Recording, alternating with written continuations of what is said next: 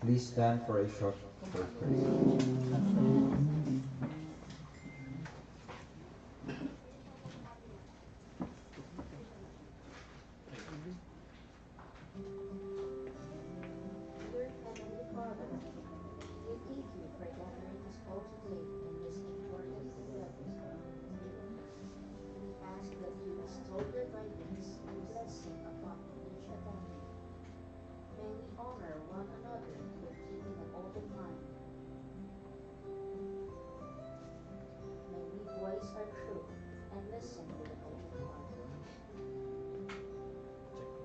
Bless everyone present today, that each may be able to share his or her contributions and gifts. Grant good health and safety to loved ones left outside this room, and bestow peace and goodwill to all of us. We ask for your wisdom and grace to use our talents for the betterment of others.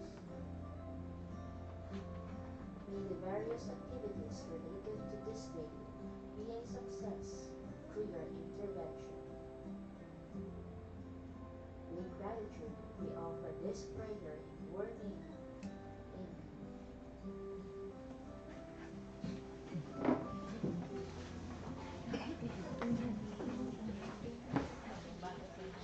May you request the back secretariat to conduct the roll call and record attendance to determine if we have a quorum.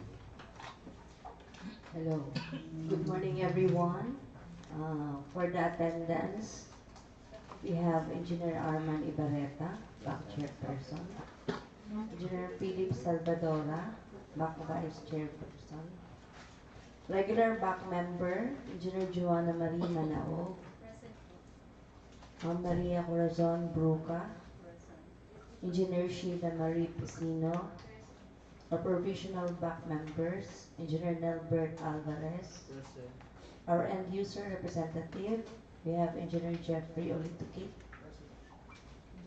For the TWG head, Engineer Diana Ross Gonzalez. TWG member, Engineer Gielin Alba. Engineer Mark Anthony Bayos. Engineer Rachel Remoroso. Engineer Francis Valen Villarreal. Engineer Mary Ivy Saliba. For back secretariat head, we have Engineer Maria Chini Ligacion. Back secretariat member, Elizabeth Olieres, present po. Ma'am Dolores Casiao. Present. Architect Maria Cleta Cope.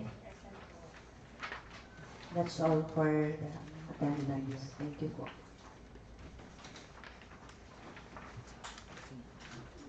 As per attendance, we are in quorum. So, This pre-bid conference is now in order at 10:12 a.m. We are convened today at the Procurement Unit Office, DPWH Camarines Sur 5th District Engineering Office, for the pre-bid conference for the following projects from ID 26FN 0018, 26FN 0019, and 26FN 0020. May I call on the head of third technical working group, Engineer Diana Rose Gonzalez, to discuss the contract data.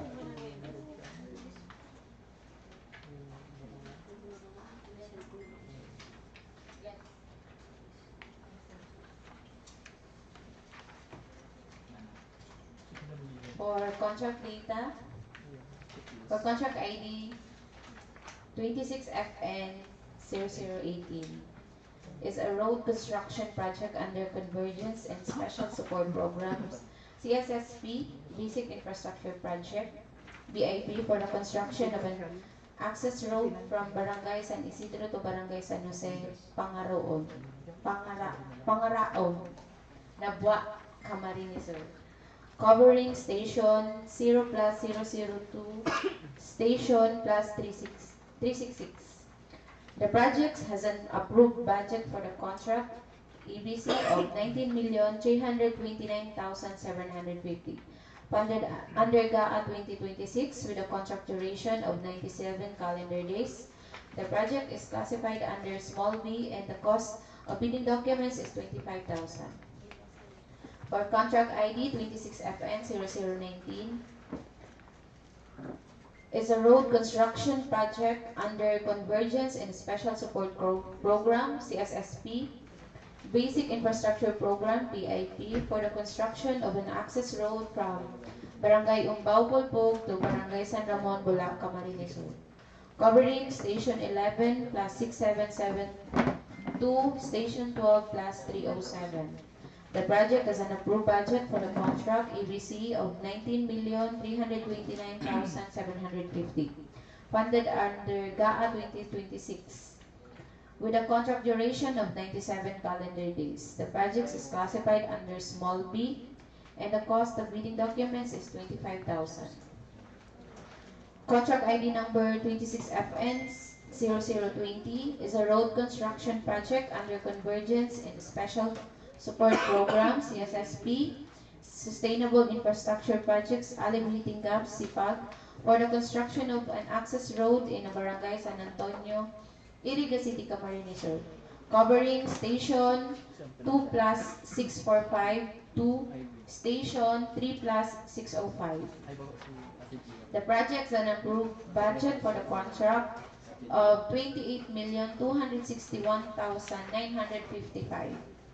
Funded under GAA 2026 with a contract duration of 111 calendar days.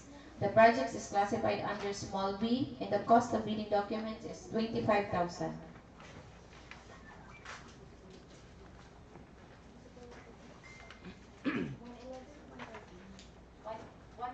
113.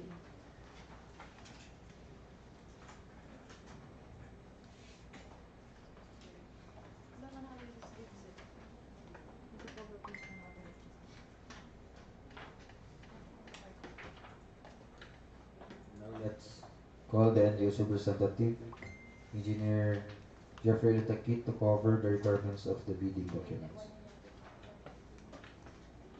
Thank you. For the special condition of contract, for contract ID number 26FN 0018 to 26FN 0020, in case of semi-permanent structures such as buildings at types 1, 2, and 3 as classified under the National Building Code of the Philippines, concrete or asphalt roads, concrete river control, drainage, irrigation line canals, river landing, deep wells, rock causeway, pedestrian overpass, and other similar semi-permanent structures is 5 years. For the contract ID number 26FN 0018, the scope of works are construction of road, Major category support of the contract to be procured is RCP, Roads Construction PCCP. Unit of measure is kilometers. Dimension is 0.366. Cost estimate for its major category of work is 19,329,750 pesos. Similar major categories of work are RRP, Roads Rehabilitation PCP, and RCTP, Roads Construction Tunnel PCCP. For contract ID number 26FN0019, the scope of works are construction of road. Major categories of work for the contract to be procured is RCP, Roads Construction PCCP. Unit of measure is kilometers. Dimension is 0.630. Cost estimate for its major category of work is 19,329,750 pesos. Similar major categories of work are RRP, Roads Rehabilitation PCP, and RCTP, Roads Construction Tunnel PCCP. For contract ID number 26FN0020, the scope of works are construction of road. Major categories of work of the contract to be procured is RCP, Roads Construction PCCP. The unit of measure is kilometers. Dimension is 0.960. Cost estimate for its major category of work is 28,261,955 pesos. Similar categories of work are RRP, Roads Rehabilitation PCP, and RCTP, Roads Construction Tunnel PCP. That's all.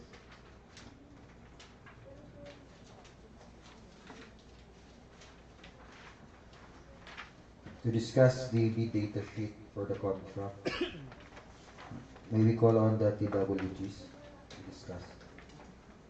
Thank you, Sir Arman.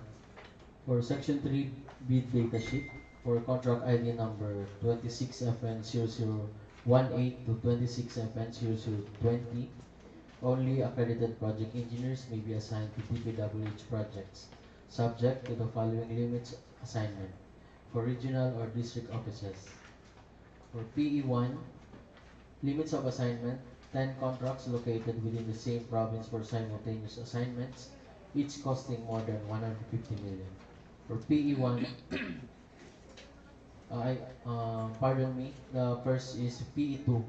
And for PE1, 11 contracts located within the same province for simultaneous assignments, each costing more than 100 million to 150 million. For provisional project engineer, 10 contracts located within the same province for simultaneous assignments, each costing less than 100 million. Note, as per DEO 148 series of 2024 and DEO 227 series of 2024, applicable for buildings and bridges. The minimum work experience requirements for the key personnel are the following. The required is 50% of ABC of each contract. Project manager, general experience 5 years, relevant experience 3 years. Project engineer, general experience 5 years, relevant experience 3 years. For materials engineer, general experience is 3 years, relevant experience 3 years. And for the remarks for project manager, project engineer, and materials engineer, attach valid and updated government issued IDs with 3 signatures. Project engineers and materials engineers must be accredited by the DPWH. Attach accreditation. Safety and health officer, general experience 5 years, relevant experience 3 years. Safety officer and with attached certificate of training issued by DOLE and valid and updated government issued IDs with 3 signatures. Certified first aider with attached certificate of training issued by Red Cross and valid and updated government issued IDs with 3 signatures. Foreman, general experience is 5 years, relevant experience 3 years. Attached valid and updated government issued IDs with 3 signatures. Additional requirements for contractors' key personnel. Number 1, the affidavit of commitment to work must include each personnel's tax identification number or TIN. Number 2, the list of contractors' key personnel to be assigned to the contract must include their qualification data or the curriculum vitae. Number 3, an affidavit stating that the pledged project engineer and materials engineer's number of projects handled simultaneously does not exceed 10 contracts. Number 4, submission of professional tax receipt for applicable personnel. Number 5, Firm's Dolly Certificate of Registration in compliance to Rule 1020 of the Labor Code of the Philippines. Number 6. Implementation of ISO 9001 2015 certification requirement for large A, medium B, and medium A contractors as per DEO 110 series of 2024.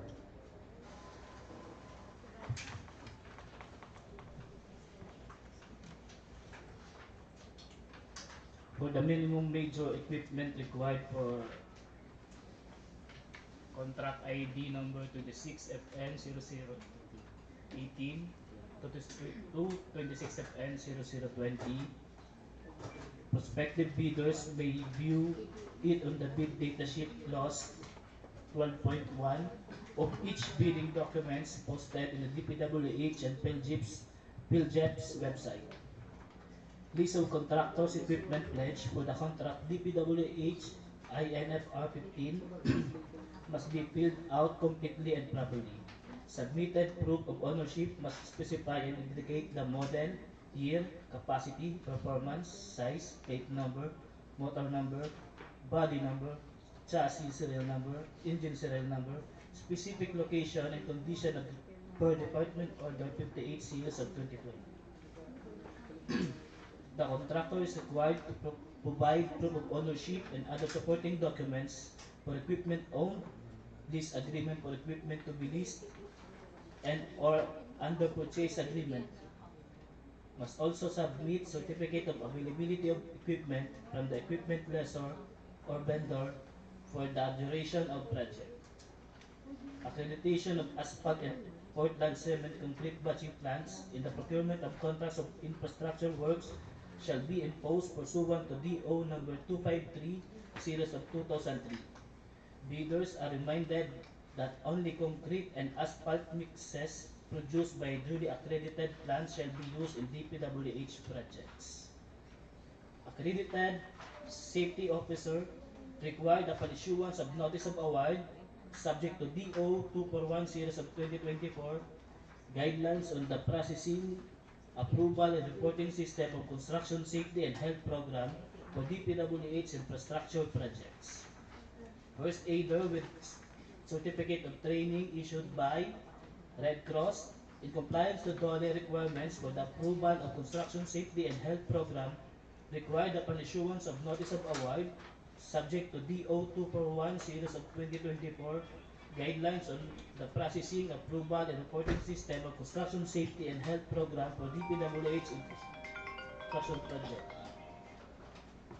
The DPWH approved CSHP is a requirement for the processing and approval of the contract agreement. Moreover, no claims of the contract or advance payment or progress billing shall be processed and paid without the submission of DPWH approved CSHP.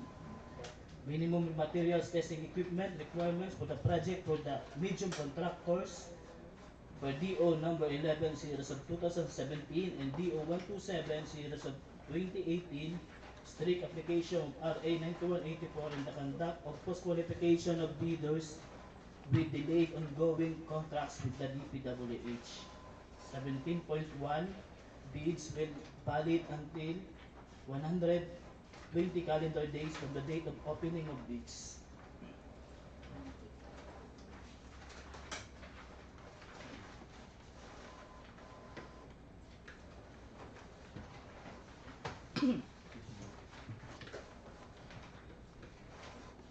Continue to discuss the documents to be submitted by the bidders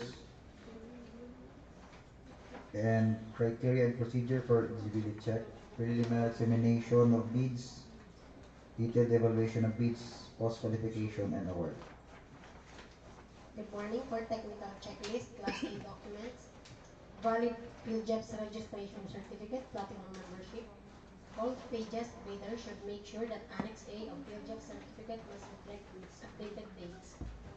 And for technical documents, number 1, statement of the prospective bidder of all its ongoing government and private contracts, including contracts awarded but not yet started, if any. Please take note that the list of the projects you are submitting shall match in data reflected on your contractor registration certificate or contractor information in civil works application, whether similar or not similar in nature and complexity to the contract to be bid. And number 2, statement of the bidder's single largest completed contract or SLCC, similar to the contract to be bid, except under condition provided under the rules and must be supported by the constructor performance evaluation system or CPES with rating at least satisfactory. For DPWH government contracts or an owner certificate of final acceptance or equivalent for private sector contracts. And number 3, the Philippine Contractors Accreditation Board or PCAB license, ISO certified as per DO 110 series of 2024, or special PCAB license in case of joint ventures and registration for the type and cost of the contract to be bid. And number 5, original copy of bid security. If it in the form of a surety bond, submit also a certification issued by the Insurance Commission or original copy of notarized bid securing declaration. Number 5, projects requirement which include the following. Number 1, organizational chart for the contract. Number 2, list of contractors' key personnel to be assigned to the contract with their qualification with the. Number 3, list of contractors' major construction equipment units to be assigned to the contract, supported by certifications of availability, owned, leased, and or under purchase agreements, supported by proof of ownership, for example, LTO official receipt, certificate of registration, cash or sales invoice or official receipt, contract of lease agreements or purchase agreements of equipment executed by the owner or lessor, vendor, and made under oath. Number 4, list of contractors' minimum materials testing equipment units to be assigned to the contract, supported by certifications of availability for owned, list supported by proof of ownership, for example, cash or sales invoice or official receipt, contracts of lease agreements of the equipment executed by the owner or lessor and made under oath. Number 7, originally duly signed omnibus sworn statement and if applicable, original notarized secretary certificate in case of a corporation, partnership, or cooperative, or original special power of attorney of all members of the joint venture, giving full power and authority to its officer to sign the OSS and do acts to represent the bidder. Number 8, latest general information sheet, GIS, or duly received by Securities and Exchange Commission, and sworn affidavit of eligibility and beneficial ownership. See attached form on bidding forms. Number 10, contractors construction safety and health program, and if applicable, straight line diagram for DO 246 series of 2024, annexes A to 3 and B-5A to D. And accredited contractors, consultants, project engineer as per DO 148 series of 2024 and DO 227 series of 2024, applicable for buildings and bridges. And certificate of accredited asphalt and Portland cement concrete batching plants.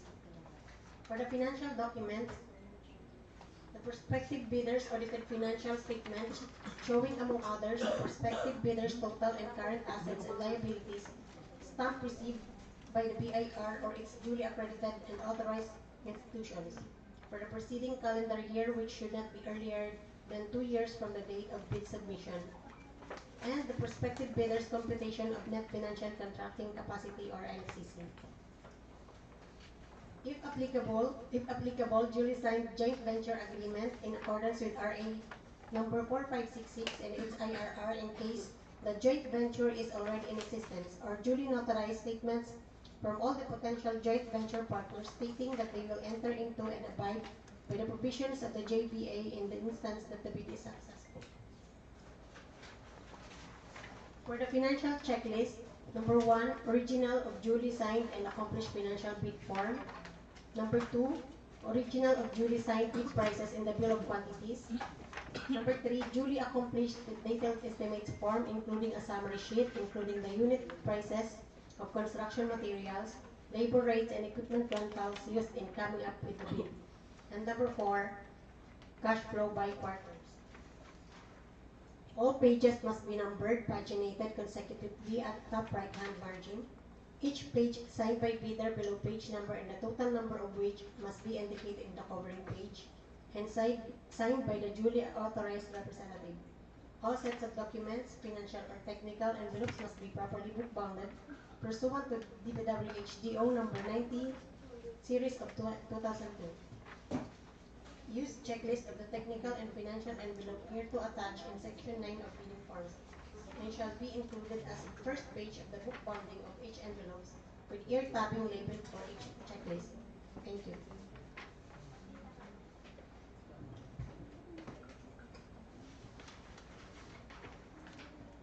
For criteria and procedure for eligibility check, preliminary examination of bids, detailed evaluation of bids, post-qualification and award. Bidders should have completed within 10 years from the date of submission and receipt of bids a contract similar to the project. The description of an eligible bidder is contained in the bidding documents, particularly in Section 2 of the ITB. Bidding will be conducted through competitive bidding procedures using a non-discretionary pass or fail criterion as specified in the IRR, otherwise known as the New Government Procurement Act. The contract shall be awarded to the lowest calculated responsive bidder or LCRB, who was determined as such during the post-qualification. Bidding is restricted to Filipino citizens, sole proprietorship, cooperatives, and partnerships or organizations with at least 60% interest or outstanding capital stock belonging to citizens of the Philippines. All bids must be accompanied by as bid security in any of the acceptable forms and in the amount stated in the ITB Clause 16. For the eligibility check, the bank will determine the eligibility of the bidders based on the PhilJobs registration under legal aid documents, which should be maintained current and updated, including that of the civil work applications, which focuses on the NFCC, work experience or single largest completed contract, similar to the contract project for bidding at hand. BAC will ascertain based on the checklist of the required documents to be submitted using pass or fail criterion during the preliminary detailed bid evaluation. In addition, after the opening of bids as per IRR of RA 12009, under Section 61, the BAC will conduct a detailed bid evaluation of all the bids using non-discretionary criteria wherein it requires the completeness of the bid. For the post-qualification, the bidders were advised to read Department Order Number 127 Series of 2018 and other issuances relative to this matter, since the BAC will be very keen and strict on the conduct of post-qualification process, considering that the concerned officials or employees, including the concerned bank members, will be liable to the administrative penalties if this directive will not be followed. Then, 10 calendar days upon the receipt of the notice of award, the contractor must comply the documents needed in the notice of award for the issuance of contract agreement. In accordance with Section 52.6 of the RA 12009 IRR, the procuring entity can reassess a bidder's qualification at any stage of the procurement process if there are reasonable grounds to believe that a misrepresentation has been made by the said bidder, or if there has been a change in the bidder's capability to undertake the project from the time it submitted its eligibility requirements. If any false information or changes affecting eligibility are found, the bidder shall be disqualified from obtaining an award or implementing the contract, as the case may be, subject to applicable rules under this IRR. The DPWH Camarines Sur 5th District Engineering Office, Camarines Sur, reserves the right to reject any of all bids, declare a failure of bidding, or not award the contract at any time prior to contract award in accordance with Section 70 of RA 12009, without thereby incurring any liability to the affected bidder or bidders.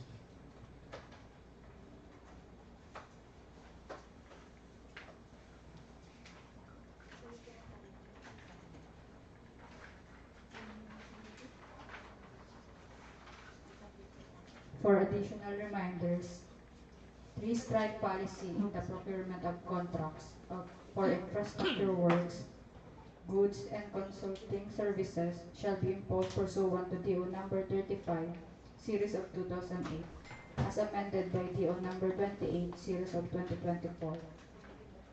Bidders are reminded on different offenses and penalties provided for in the revised IRR of RA 9184 and on the provisions governing the imposition of administrative sanctions for contractors who tend to defeat the purpose of competitive bidding, except for valid reasons pursuant to DO number 28, series of 2024. Classification of offenses that triggers the three-strike policy and exceptions. Number 1, withdrawal from the bidding process, submission of non-participation letter, or failure to submit a bid after purchasing the bid documents. Number 2, submission of late bids without valid reasons as determined by the BAC. Number 3, submission of patently insufficient bid.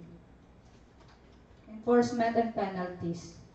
If a bidder commits any of the three major offenses or acts listed above the 3 times within a year starting from the approval date of the resolution recommending the imposition of strike 1 or first warning, which is counted as day 1 through day 365, and if these 3 offenses are of similar or identical nature, it will trigger the enforcement of the stipulated administrative penalty.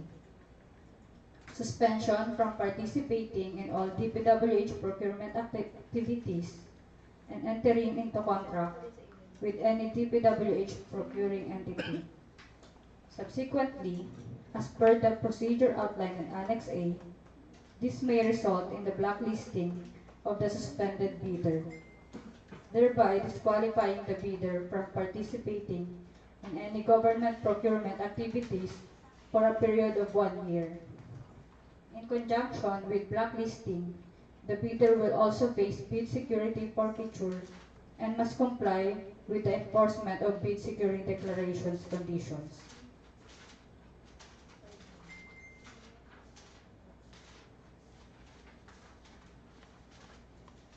For the schedule,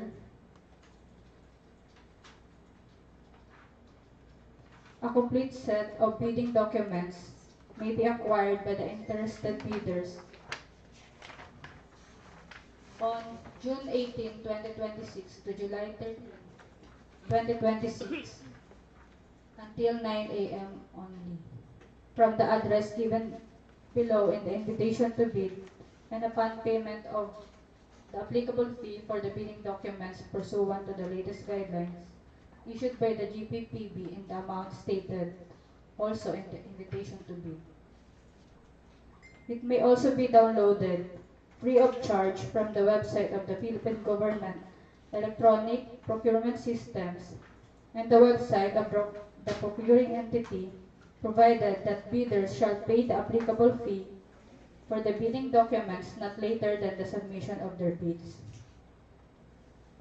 Bids must be duly received by the Bids and Awards Committee, Secretariat, through manual submission at the address indicated below or online or electronic submission through Camarines Sur 5 at dpwh.gov.ph as indicated below on or before July 13, 2026 until 10 a.m. only. Late bids shall not be accepted. Bid opening shall be on July 13, 2026, 10 a.m. at DPWH Camarines Sur 5th DEO, Santa Teresita, Baao, Camarines Sur, and or live streaming via YouTube channel m.youtube.com/@dpwh.camsur5deo. Bids will be opened in the presence of the bidders' representatives who choose to attend the activity. Interested bidders may obtain further information from DPWH Camarines Sur 5th District Engineering Office, Santa Teresita, Baao, Camarines Sur, and inspect the bidding documents at the address given below in the invitation to bid from 8 a.m. to 5 p.m.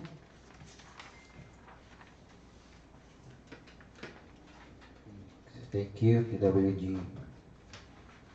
Is there any, do you have any questions, clarifications, or comments from back members, PWG and back secretariat, and other participants? Hearing none, since there are no questions, this private conference is adjourned. Thank you.